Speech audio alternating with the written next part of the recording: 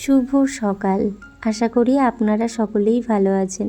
শিল্পীস লাইফস্টাইলের আরও একটি ব্লগে আপনাদেরকে স্বাগত জানাই। সকালবেলা ঘুম থেকে উঠেই দেখি প্রচুর পরিমাণে বাইরে বৃষ্টি হচ্ছে, সঙ্গে প্রচুর মেঘ ডাকছে।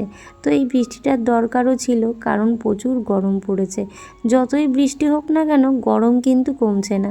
চারিদিকে কেমন জলে ভরে গেছে। বাইরে প্রচণ্ড মেঘ ডাকছে, মানে বিভৎস পরিমাণে মেঘ ডাকছে। চলে এসেছি সমস্ত কাজকর্ম সেরে রান্নাঘরে। সকালের খাবারটা বানাবো। সকালে আজকে বানাবো এই যে মসুরির ডাল আর ডালিয়া দিয়ে একটু খিচুড়ি মতন করবো। এটা খেতে ভীষণ ভালো লাগে। আর আজকে তো যাওয়ার কথা রয়েছে বাপের বাড়িতে, কিন্তু এত বৃষ্টি যে সকালে বেরোতে পারবো না। তাই জন্য ভাবলাম সকালের খাবারটা বাড়িতেই তৈরি করে নিই। যদিও যেদিন বাপের বাড়ি যাই সেদিন তো মাই সব রেডি করে রাখে সকালের খাবার দাবার, আমি বাড়িতে কিছু করি না। আজকে বৃষ্টির কারণে আর বেরোলাম না। এখন এই ডালিয়াটাই বানাবো। আর একটা জিনিস দেখাই, রান্নাঘরের নতুন একটা জিনিস জায়গা দখল করেছে, এই যে এই ফ্যানটা। রান্নাঘরে রান্না করতে ঢুকলে না প্রচণ্ড গরমে পুরো সেদ্ধ হয়ে যায়। রান্নার শেষে আমার মাথা যন্ত্রণা শুরু হয়ে যায়। তো সেই কারণে এবার সোনাইয়ের পাপা ছুটিতে এসে এই ফ্যানটা লাগিয়ে দিয়েছে। ভালোই হয়েছে, তবে সবসময় যে চালাই তা নয়, কারণ রান্না করলে ফ্যান চললে একটু অসুবিধা হয়। তো এই কারণে সবসময় চালাই না, যখন দরকার একদম থাকতে পারি না তখন চালাই। যাই হোক, এখন এই ডালিয়াটা করবো। দুপুরবেলাও জানি না যে বাপের বাড়িতে দুপুরবেলাতেও যেতে পারবো কিনা, কারণ এত পরিমাণে বৃষ্টি হচ্ছে, বৃষ্টি কখন থামবে জানি না। তো দেখা যাক কী হয়। ওদিকে মা মনে হয় রান্নার দুপুরবেলার রান্নার জোগাড় করছে আর কি। সকালেরটা আমি বারণ করে দিলাম, আর দুপুরেরটা করছে। তো দেখি কি হয় না হয়। যদি যেতে পারি তাহলে যাবো, আর না যেতে পারলে আর কিছু করার নেই। যাই হোক, এখন আপাতত রান্নাটা শুরু করে দিই। এদিকে সমস্ত সবজিগুলো কেটে নিয়েছি ডালিয়া রান্না করব বলে। কিছুটা পরিমাণ সবজি ছিল, ভাবলাম এগুলো দিয়ে দিই, সবজি দিলে বেশ ভালোই লাগে। আর এই যে ডালটা আর ডালিয়াটা ধুয়ে নিয়েছি। আর আমি ডালিয়া করব এই যে প্রেশার কুকার গরম করে একটু তেলও দিয়ে দিয়েছি। এখন এইগুলোকে এর মধ্যে দিয়ে দেবো। প্রথমে দিয়ে দিচ্ছি এই যে একটা শুকনো লঙ্কা আর একটা তেজপাতা, এটাকে দিয়ে দিলাম। আর এখন দিয়ে দেব কিছুটা পরিমাণে এই যে পাঁচফোড়ন।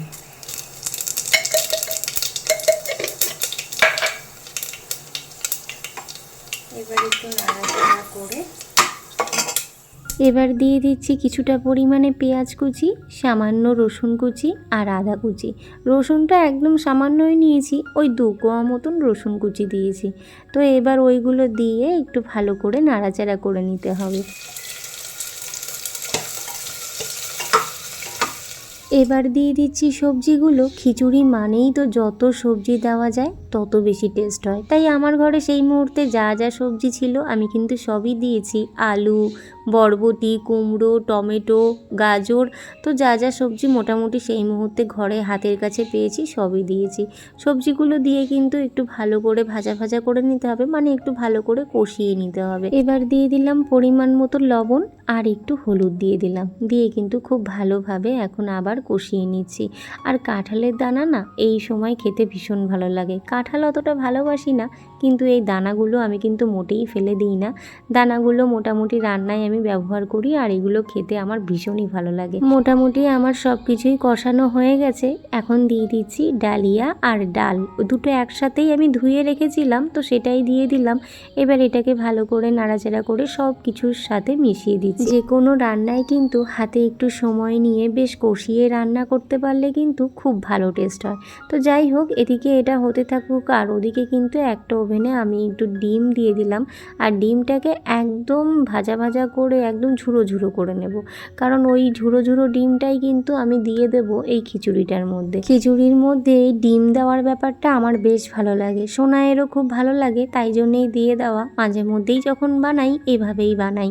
তো ডিমটাকে কিন্তু আমি আলাদা করে ভেজে তারপরে দিই, যাতে কাঁচা কাঁচা গন্ধ না করে। গন্ধ করলে তো সেটা আবার খাওয়া যাবে না, একদম বাজে লাগবে।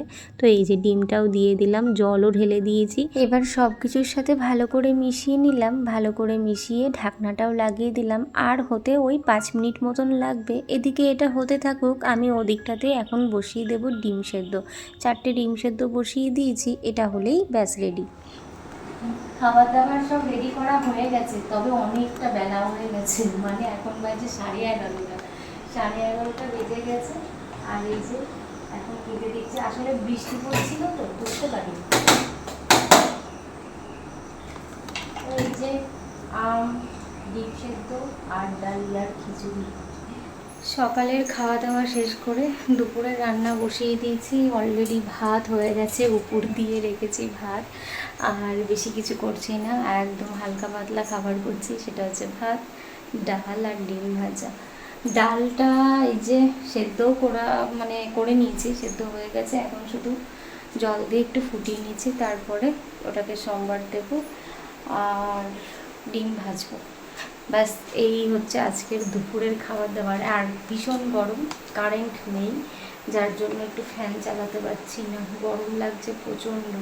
আসলে ইনভার্টারের কানেক্টটা এই বোর্ডে করা নেই, যার কারণে ফ্যান চালাতে পারছি না, ভীষণ গরম লাগছে বাইরে, অথচ বৃষ্টি আর ভেতরে প্রচুর গরম। আসলে বেশ কয়েকদিন ধরে এতটা গরম যে যতই বৃষ্টি হোক গরম কাটছে না। আর বিশেষ করে রান্নাঘরে আরও বেশি কষ্ট।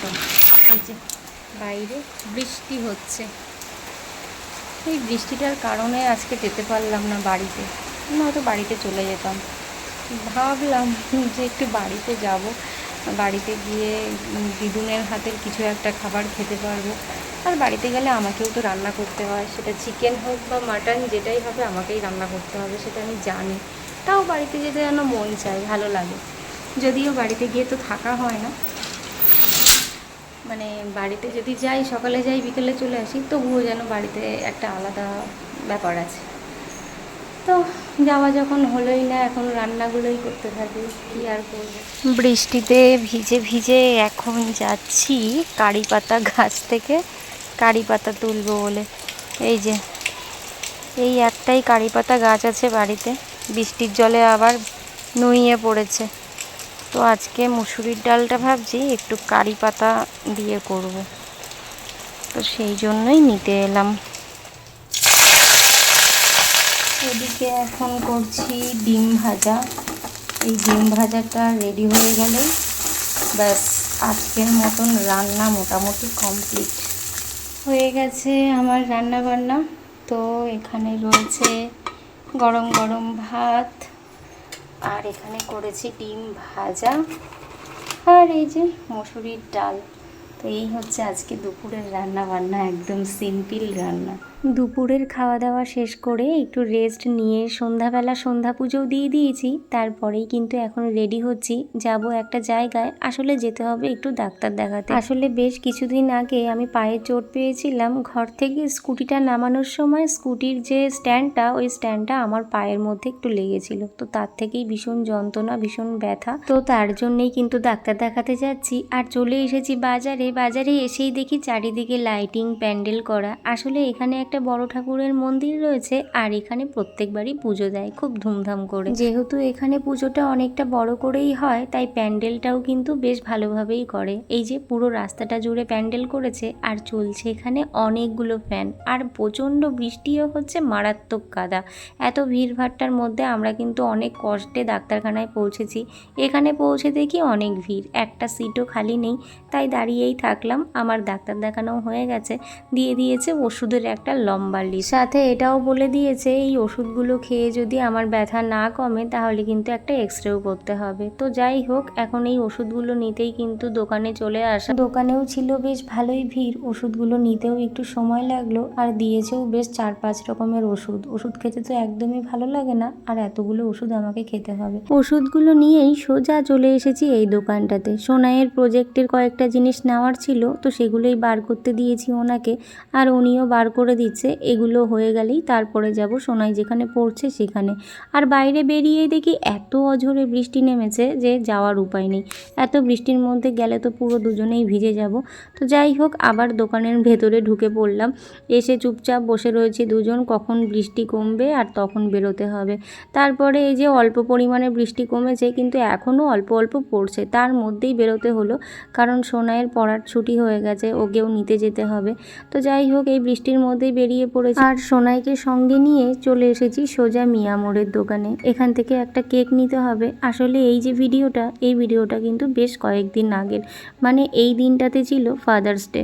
তো সোনাইয়ের পাপার জন্য সোনাই ঠিক করেছিল একটা কেক নেবে, তাই সেটাই নিতে এসেছি। আসলে কয়েকদিন ধরে খুব চাপ যাচ্ছে, সেভাবে সময় পাচ্ছি না। ভিডিও করে রাখছি ঠিকই, কিন্তু সেই ভিডিওটাকে এডিট করে সুন্দর করে সবার সামনে প্রেজেন্ট করা, যেটা আমার পক্ষে খুবই অসম্ভব হয়ে যাচ্ছে। তবে দেরি হলেও আমি না সমস্ত ভিডিওগুলো সুন্দর করে এডিট করে কিন্তু আপলোড করছি। তার একটাই কারণ, এই সুন্দর সুন্দর মুহূর্তগুলোকে, এই স্মৃতিগুলোকে ধরে রাখার জন্য। এই দিনটাকে তো আমি আর কখনো ফিরে পাবো না, তবে যদি কখনো মন করি আবার পেছন ঘুরে তাকালেই এই ভিডিওটা দেখলে সেই দিনটার কথা অবশ্যই মনে করতে পারবো। তো যাই হোক, কেক নিয়ে আমরা কিন্তু চলে এসেছি একটা রেস্টুরেন্টে, আর সেখান থেকে নিয়ে নিয়েছি কিছু খাবার দাবার সোনাইয়ের আবদারে। আর এই যে কেক নেওয়া হলো, ওই খাবার দাবার সমস্ত কিছুর টাকাই কিন্তু সোনাই দিয়েছে। সোনাই যে টাকাগুলো জমিয়ে রাখে সেগুলো দিয়েই কিন্তু এগুলো করা। তো আমি বাড়িতে এসে সমস্ত খাবার দাবারগুলোকে প্লেটে সাজিয়ে দিয়েছি, আর ওর পাপার সামনে দিয়ে দিয়েছি কেকটাও। দুজন মিলে কেকটাও কেটে নিয়েছে। সোনাই একটু ওর পাপাকে খাইয়ে দিল, আর আমাকেও একটু খাইয়ে দিল, আবার ওর পাপাও কিন্তু ওকে আর একটু খাইয়ে দিল কেক। তো এইভাবেই কিন্তু সেদিনের সন্ধ্যাটা একটু ব্যস্ততার মধ্যে দিয়ে আর কিছু সুন্দর মুহূর্ত দিয়ে শেষ করেছিলাম। তারপরে খাওয়া দাওয়া শেষ করে বসে গেছি এখন ওষুধপত্র নিয়ে, যেটা আমার ভীষণ বিরক্তিকর লাগে। ওষুধ খেতে তো আমার মোটেই ভালো লাগে না, তবুও কখনো কখনো বাধ্যতামূলক নিজেকে ভালো রাখার জন্য কিন্তু ওষুধগুলো খেতেই হয়, কিছু তো করার থাকে না। তো যাই হোক, এই যে হাতে ওষুধগুলোও নিয়ে নিয়েছি, কত বড় বড় ওষুধ, এগুলো দেখেই আমার মাথা খারাপ হয়ে যাচ্ছে। তো যাই হোক, এখন ওষুধগুলো খেতে থাকি, আর এই ব্লগটি এখানেই শেষ করছি। আমার ব্লগটি যদি আপনাদের ভালো লেগে থাকে অবশ্যই লাইক কমেন্ট করবেন, আর যারা নতুন দেখছেন প্লিজ সাবস্ক্রাইব করে দেবেন। সবাই ভালো থাকবেন, সুস্থ থাকবেন, দেখা হবে পরবর্তী ব্লগে।